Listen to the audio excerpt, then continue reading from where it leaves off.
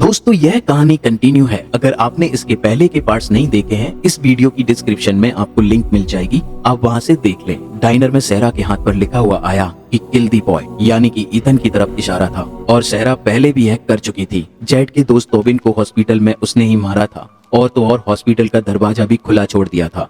ऐसा लग रहा था कि कोई यह सब कुछ सहरा से करवा रहा है। हाथ पे यह सब आने के बाद सहरा को दौरा पड़ा, उसे क्रिस्टी के पास ले जाया गया। सहरा का एक भाई नेतन भी है जो यहाँ भेड़ बकरियों को पालता है। एक लड़की उसके पास आती है यह खबर लेकर कि उसकी बहन को कुछ हो गया है। नेतन घबरा जाता है। नेतन को यह बात पता थी कि सहरा ने क्या किया है, मगर उसने अभी तक किसी को बताया नहीं। फिर क्रिस्टी सहरा का चेकअप करती है। उसे वह ठीक लग रही थी, मगर वह उसे एक रात रहने का यहाँ मशवरा देती है। क्रिस्टी उससे कहती है कि अगर तुम चाहो तो हम तुम्हारे भाई को बुला सकते हैं यहाँ रात बिताने के लिए। सहरा कहती है कि नहीं, इसकी कोई जरूरत नहीं है, और अगर वह आया भी तो मैं उससे मिलना नहीं चाहती, क्योंकि वह मेरी बहुत परवाह करता है। मैं नहीं चाहती कि उसका सारा ध्यान मेरी तरफ हो।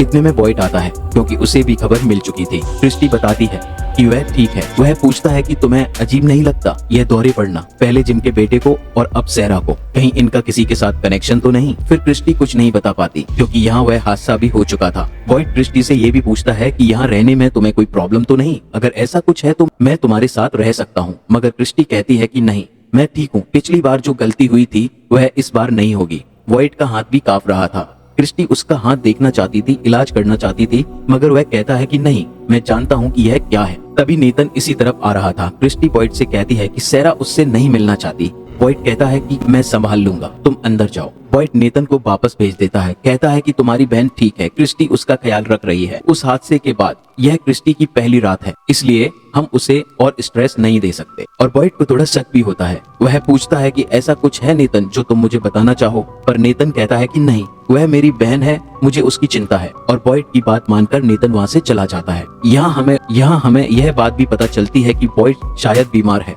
अब उसे क्या बीमारी है वह तो आगे पता चलेगा। हमें जिम और डेविटर का घर दिखाया जाता है। उन्हें भी सहरा की फिक्र थी, मगर सहरा ईथन की काफी अच्छी दोस्त थी। फिर जिम उससे कहता है क्रिस्टी इसका इलाज कर रही है, उसकी फिक्र मत करो, वह ठीक हो जाएगी, और तब तक हम एक खेल खेलते हैं। दोस्तों अगर आप मेरी मेहनत को दिल से सपोर्ट करना चाहते हैं तो सब्सक्राइब जरूर करना। जिम उस खेल में कहता है कि हम जानने की कोशिश करेंगे कि यहाँ चल क्या रहा है, हम यहाँ क्यों हैं। वह एक मार्कर लेता है और डेविटर से कहता है कि इस जगह को लेकर हमारे दिमाग में जो भी सवाल होगा उससे हम इस दीवार पर लिखेंगे। बार बार सवाल करने से शायद हम जान पाए। पहला प्रश्न दीवार पर लिखता है कि हम कहाँ हैं।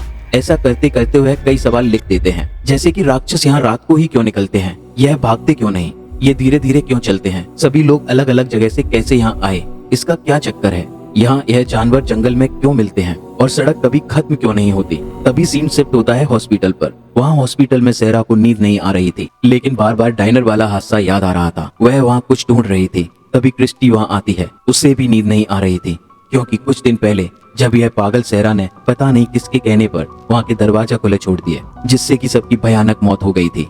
खैर दोनों एक साथ बैठ जाते हैं, बातें करते हैं। सहरा क्रिस्टी से पूछती है कि तुम और कैनी एक साथ क्यों नहीं रहते, वह तुम्हें पसंद करता है।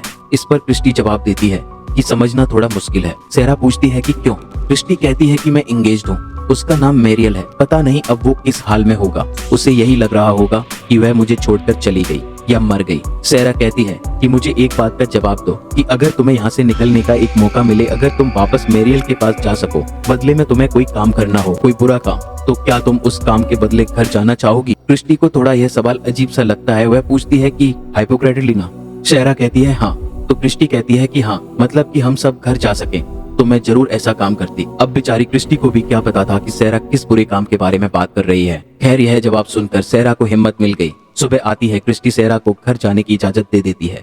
नेतन को अपने बहन की फिक्र थी, इसलिए वह सुबह सुबह उसका हाल पूछने आ जाता है। सहरा कहती है कि तुम फिक्र मत करो, मैं बिल्कुल ठीक हूँ, मगर नेतन को शक था। सहरा कुछ नहीं बताती।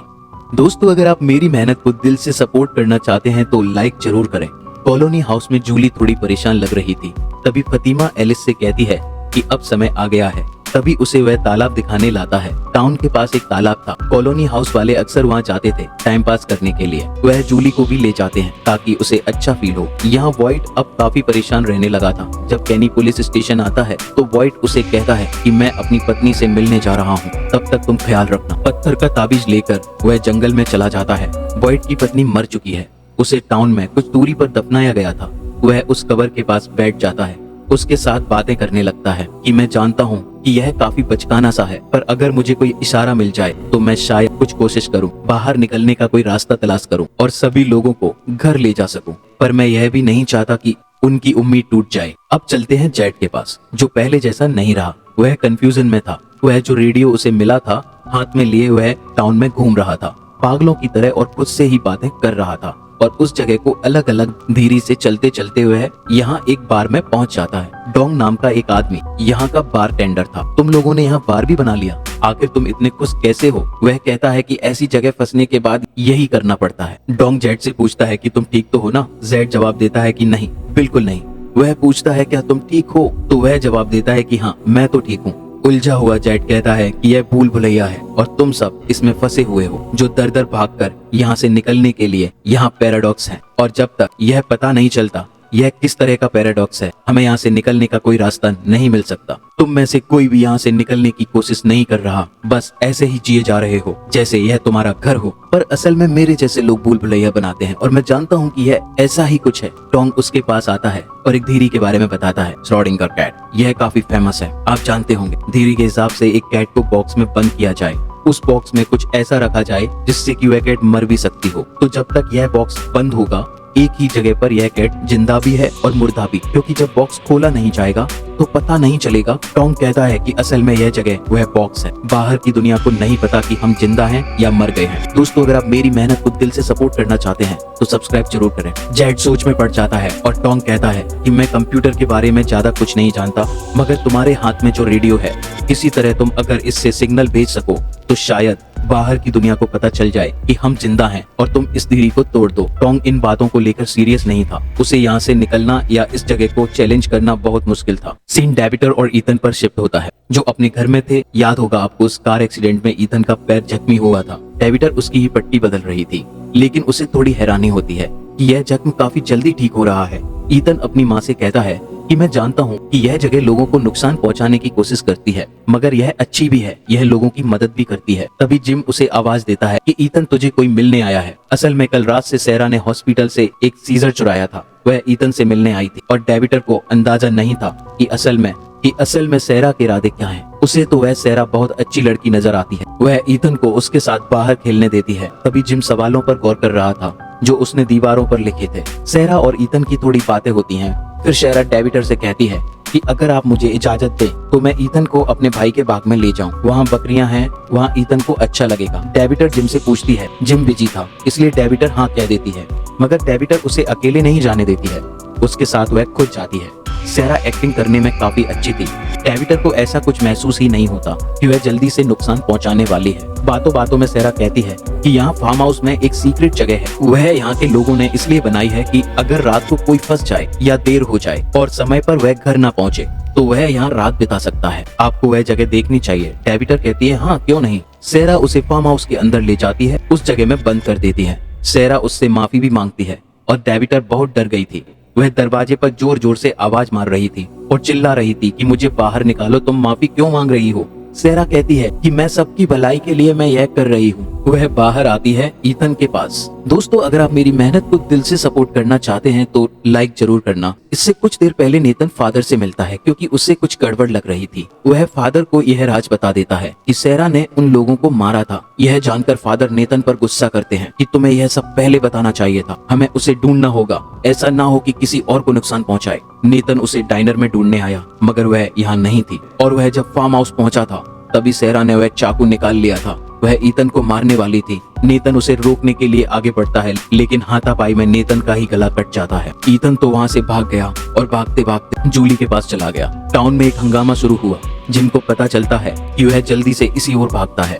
उसे डेविटर की आवाज सुनाई दे रही थी। पहले तो वह उसे बाहर निकालता है, फिर जूली ईथन को ले आती है। डेविटर बहुत घबराई हुई थी, मगर ईथन को देखकर उसकी जान में जान आई। फादर भी सैरा के पीछे गया था, मगर वापस आकर वह बॉयड को इशारा करता है कि वह भाग गई। बाद में जिम बॉयड और फादर से मिलता है और बहुत गुस्सा करता है कि आखिर तुम लोगों की समस्या क्या है। तुम कहते हो कि हम यहाँ एक परिवार की तरह रहते हैं, एक दूसरे का ख्याल रखते हैं।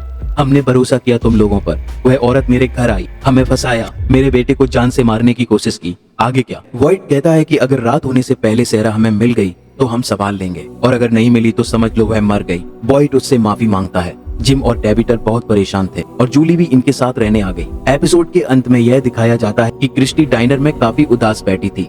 बॉयड उसके पास आता है। क्रिस्टी कहती है कि यह मेरी गलती है, पूरी रात वह मेरे साथ थी, हम बातें कर रहे थे। उसने कहा भी था अगर हमें कोई बुरा काम करना पड़े तो। मैंने भी उसकी हाँ में हाँ मिलाई। मुझे पता होना चाहिए था, मैं उसे रोक सकती थी। मगर बॉयड उसे शांत करता है और कहता है कि सुनो क्रिस्टी, तुम यहाँ मुझे नहीं लाई, तुमने सेरा के दिमाग में वह बातें नहीं डाली। तुम अपने आप को दोष देना बंद करो। जरा सोचो, तुम्हारे बिना यहाँ के लोगों का क्या होता। तुमने कितनी जानें बचाई हैं। बातों बातों में एक गाना बजने लगा। बॉयड को काफी हैरानी होती है क्योंकि यह गाना उसका फेवरेट था और उसे किसी इशारे की उम्मीद थी जिससे कि वह कोशिश करे, यहाँ से निकलने का कोई रास्ता तलाश करे। दोस्तों, इस कहानी को कंटिन्यू करेंगे हम 9th पार्ट में।